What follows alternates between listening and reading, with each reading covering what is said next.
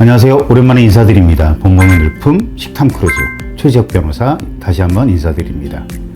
회차를 거듭할수록 쟁점이나 논의되는 부분들이 굉장히 세세해지고 있는데요. 오늘 그 세세한 부분에 가장 정점이라고 할 수 있는 재산분할에 더해서 재산분할 소송을 전제로 했을 때 그 선행되는 부동산 가압류 혹은 가처분에 대해서 오늘 좀 상세히 말씀드려 보도록 하겠습니다.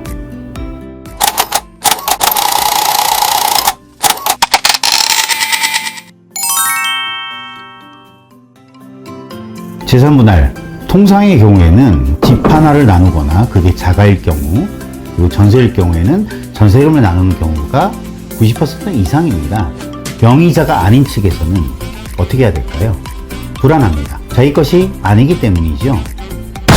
공동재산이라 할지라도 법원의 판결을 받기 이전까지는 내 재산은 아닌 것이기 때문에 자 그렇다면 내 명의 재산이 아니면 어떻게 해야 될까요?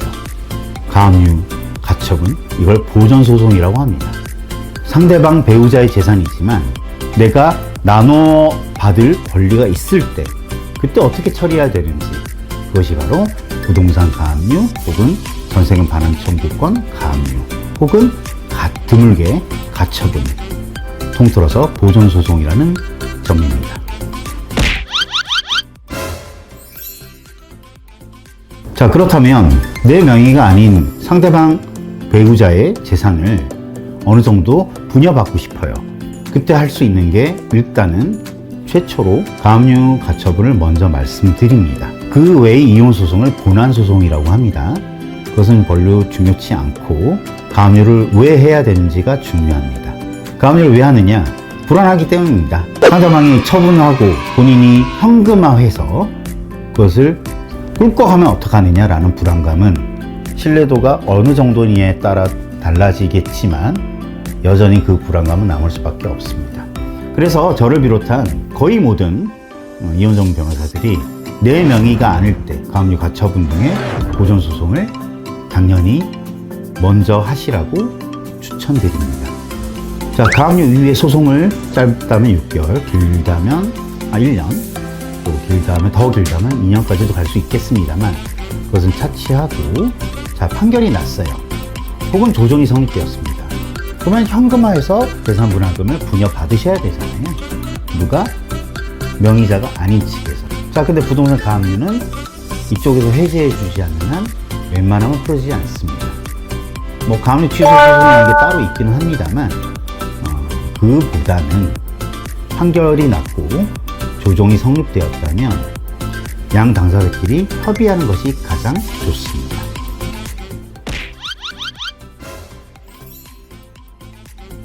누가 살고 있는지도 중요합니다.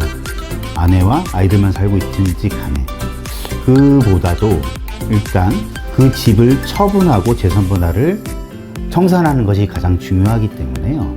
아까 말씀드린 대로 조정 절차에서는 조정기일에 그 집에 살고 있는 사람이 언제까지 살고 있다가 퇴거하는지 그 날짜에 대한 조정도 가능합니다. 근데 거듭 말씀드립니다만 조정 절차가 아니라 판결로 된다면 판결문에서는 퇴거 일자를 명시해 주지 않습니다.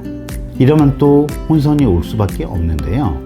이 또한 아까 말씀드렸듯이 재산분할에 대한 이자가 발생하는 그 상황에서 이자 발생일을 늦추거나 혹은 조율하거나 하는 것들이 양 당사자의 대리인들, 즉 변호사들의 역할이라는 점을 다시 한번 말씀드리고 퇴거 일자 역시 양 당사자들이 조율하에 원만하게 거의 다 해결이 됩니다.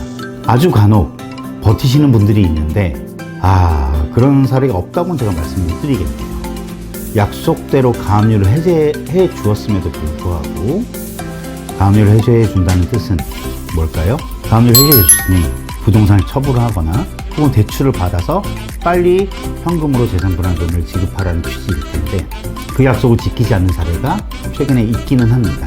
하지만 30건 중에 29은 원만하게 재산분할 절차가 마무리된다는 사실을 말씀드리고 싶습니다.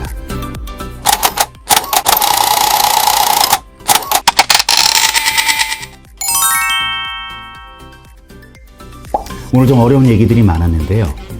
오늘 영상 끝까지 시청해 주셔서 감사드립니다. 다음 회차에 다시 뵙도록 하겠습니다.